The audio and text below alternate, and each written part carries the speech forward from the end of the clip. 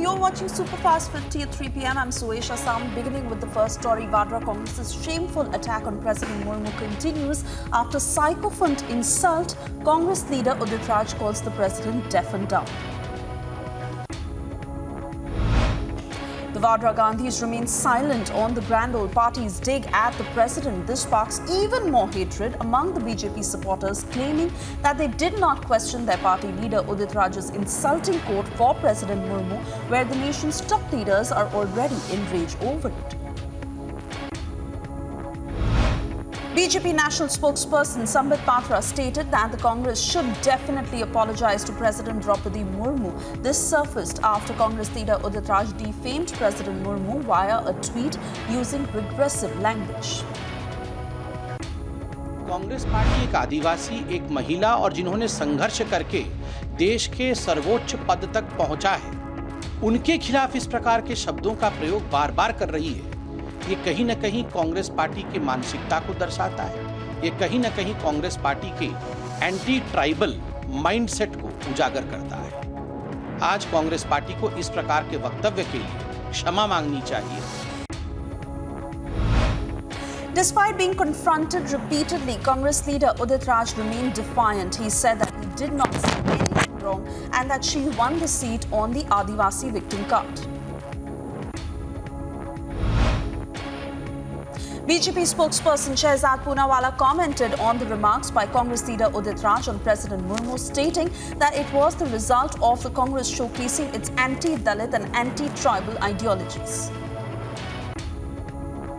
He has crossed all limits yet again by insulting and by taunting President Draupadi Murmu when its national spokesperson and senior leader Udit Raj has used words for Draupadi Murmu ji that can't be repeated. But this is not the first time, nor is it a coincidence. This is the real Chal Charitra Chehra of the Congress party, which always hates and does not allow for Dalit and Adivasi upliftment. National Commission for Women sent a notice to Congress leader Udit Raj pertaining to his statement regarding President Draupadi Murmu. He has reportedly refused to apologize. An Indian origin family, including an 8-month-old child who were kidnapped on Monday at gunpoint, were found dead in California. The bodies of the 4 family members were found in an orchard in the US state. At least 31 people were killed in a mass shooting at a children's daycare center in northeastern province of Thailand. Victims included both children and adults. Big lead in the Kheda violence as the eyewitness claimed that the stone-pelting attack was a planned one. A big incident of communal tension was reported at Kheda in Gujarat, where 7 people, including a policeman, were injured after a stone-pelting attack at a Garba event in the district. Accused Irfan Abdul Rahim Balkia has been arrested by the police under Section 304, Death by Negligence of the IPC for overspeeding and rash driving. A total of 5 were killed while 8 were injured in the incident. Accused of the murder of Jammu and Kashmir's DG of Prisons H.K. Lohia, servant of the former DG YASIR Ahmed, has been granted a 7-day police custody. Ahead of the parliamentary polls, H.D. Kumaraswamy announced that JDS will jointly contest along with Bharat Rashtra Samiti in the 2024 elections. Kumaraswamy and KCR said that they will contest assembly elections in 2023 together and will make free Karnataka from the rule of BJP and Congress. As the crackdown on banned PFI continues, NIA is all set to produce all 19 accused associated with PFI in court. Remember, all the 19 accused were arrested over terror funding charges, and sources have informed that NIA is set to press hard for extended custody of all the accused. At least 70 people were rescued from near the Mal River in the Jalpaiguri area in West Bengal after a flash flood had occurred at the site during the immersion of Durga idols. At least 8 people were reported killed during the incident and 13 had received injuries at the super specialty hospital at Mal as rescue operations by the NDRF continues. Prime Minister Modi announced 2 lakh rupees from the Prime Minister's National Relief Fund for the next of kin of each of the deceased in the tragic mishap during Durga Puja festivities in Jalpaiguri. The injured would be given 50,000 rupees each. BSF Jawans took part in a mega bike rally to mark the 153rd birth anniversary of Mahatma Gandhi. The mega BSF bike rally, which started from the Atari-Wagah border on the 2nd of October, has reached Jaipur today. The bike rally was conducted to create awareness against drugs among the youth. A team of experts from Gulmarg in Jammu and Kashmir had joined the rescue operations of the 27 mountaineers who were trapped on Draupadi's Danda 2 mountain peak in Uttarakhand after being caught in an avalanche. The expert team has joined the operation with the SDRF, ITBP and Nehru Institute of Mountaineering. While acting swiftly in the incident of threat calls to the Ambani family, a team of Mumbai police has detained a person from a block in Darbhanga in Bihar. They tracked him down at midnight with the help of the Bihar police. The team is on its way back to Mumbai along with the accused. Further investigation is being done in this matter. 3 sadhus were caught and beaten up fiercely by the local police, by the local people on suspicion of child lifting in the Charoda Basti of Bhilai. A video of the sadhus being beaten up furiously has gone viral on social media. This amidst the chaos, a policeman tried to save the sadhus, but the mob did not even spare him. Rao's Avenue Court of Delhi has sent the Aam Aadmi Party leader VIJAY to judicial custody till the 20th of October. He is being investigated for his role in the irregularities pertaining to the excise policy of the Delhi government.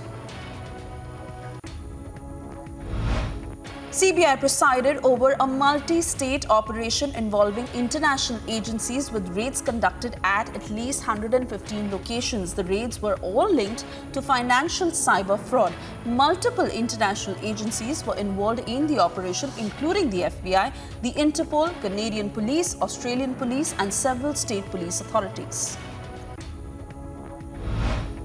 A tourist bus crashed into a Kerala State Road Transport Corporation bus near Vadakancheri in the district of Palakkad in Kerala. The incident led to the death of 9 people, including 5 children, and injuring at least 38. WHO has issued a medical product alert on 4 cough and cold syrups made by India's Maiden Pharmaceuticals, with the syrups linked to acute kidney injuries and 65 deaths among children in Gambia. The Indian firms are under scanner now, and that include promethazine oral solution, Coffee-Maxin baby cough syrup, Macof baby cough syrup and Magrip and cold syrup.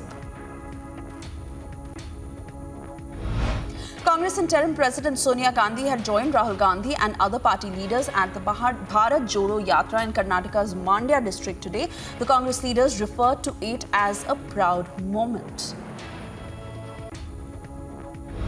Mega preparations are underway at the Sukhna Lake in Chandigarh ahead of the Indian Air Force Day celebrations on the 8th of October. Multiple combat aircraft, transport planes and helicopters took part in the dress rehearsal. In a historic first, the parade and flypast of Air Force Day have been moved out of the National Capital Region by the Indian Air Force. The annual Bunny Festival, also known as the Stick Fight, where hundreds of people gather to celebrate the occasion of Dussehra in the Kurnool district, witnessed bloodshed as more than 70 people have been reported injured. This stick fight is a part of the annual Dussehra celebrations of Sri Mala Maleshwara Swami.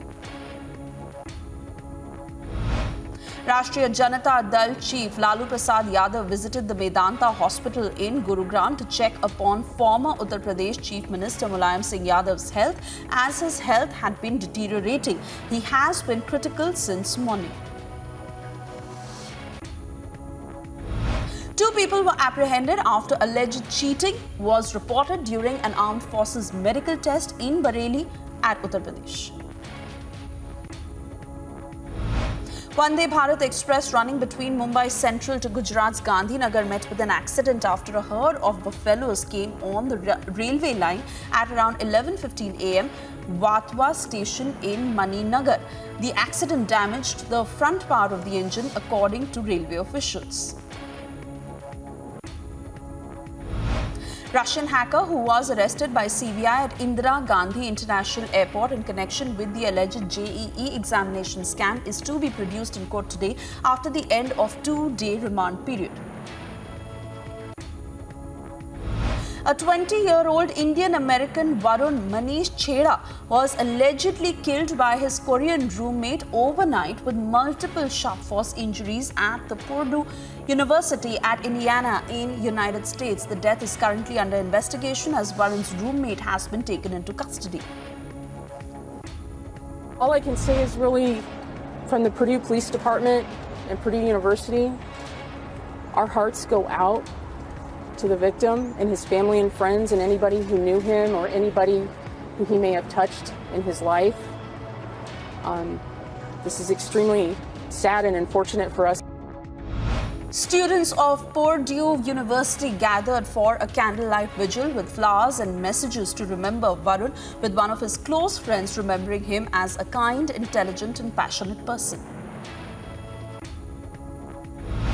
The Australian government announced changes on Thursday to its telecommunication laws to protect vulnerable customers after personal details were stolen in a major cyber attack on the nation's second largest wireless carrier. What we are going to do is amend the telecommunications regulations to do 2 things. This is going to enable Optus and other telcos to better coordinate with financial institutions to detect and mitigate the risks of malicious activity, including ID theft and scams. And the second is to allow Optus to share limited information about customers with government agencies like Services Australia to assist in preventing fraud.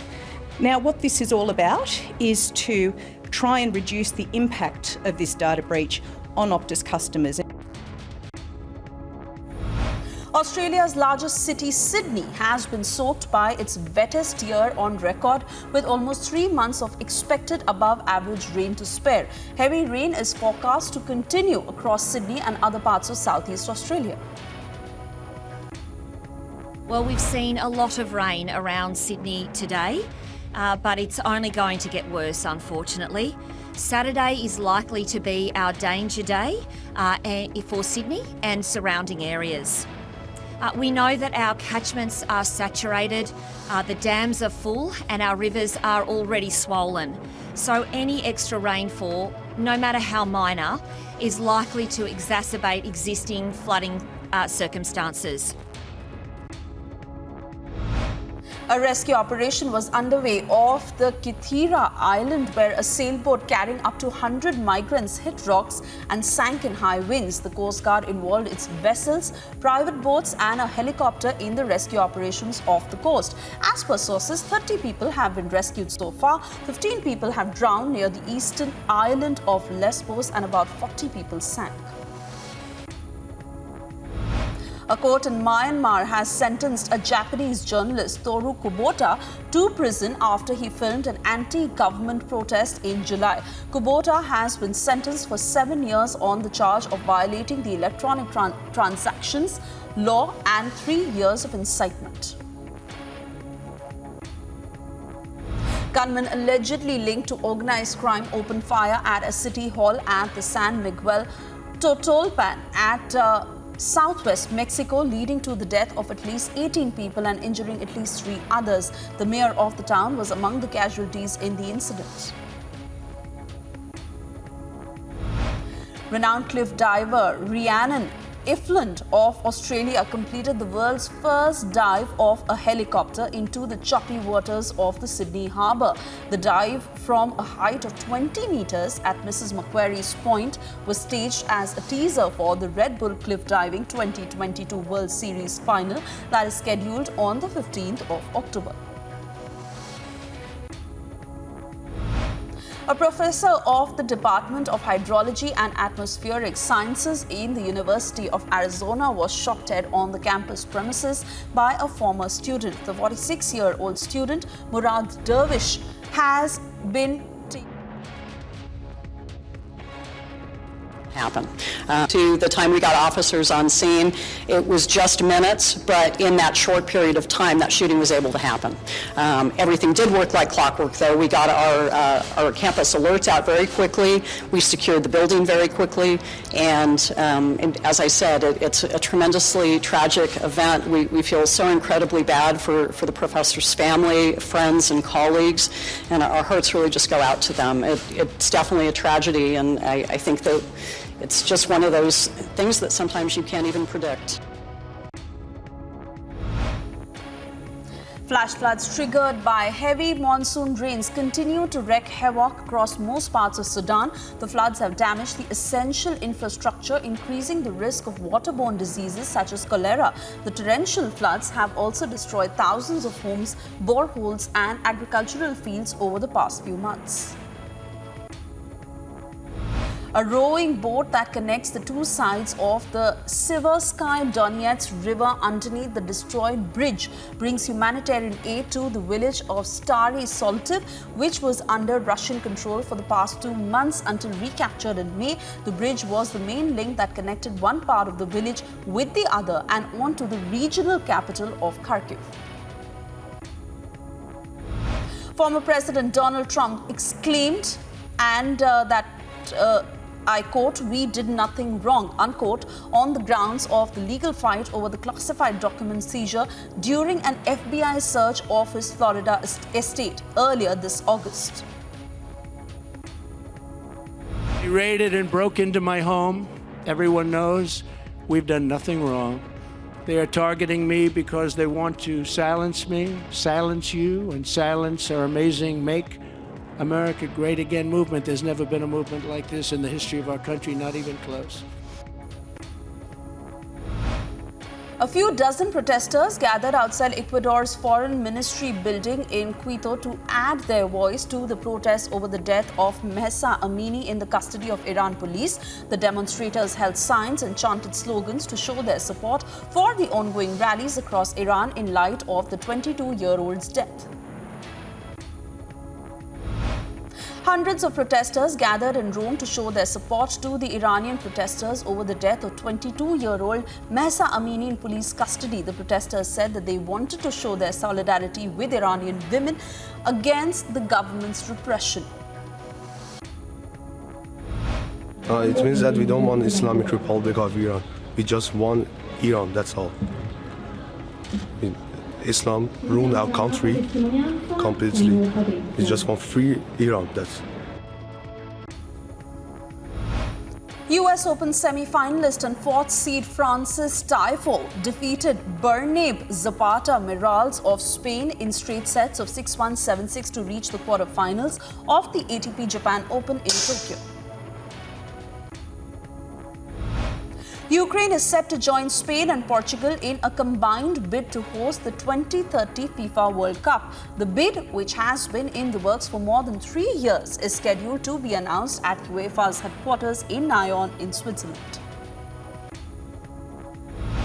Arsenal trained in the rain of North London ahead of Boro Glimt Europa League match. Arsenal are expected to rest several key players for this Group A match, having already won their opening game against Zurich. World number 1 Iga Swiatek advanced to her 11th quarterfinal of the year after Australia's Ajla Tomljanovic was forced to retire with a knee injury in their second round match at the Ostrava Open.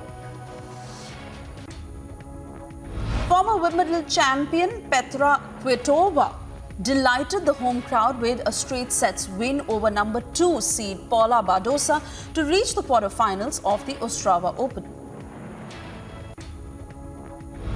4th seed Novak Djokovic eased through to the second round of the Astana Open, dropping just 2 games in beating world number 81 Christian Garin of Chile. Djokovic continued the form he showed in winning the ATP title in Tel Aviv.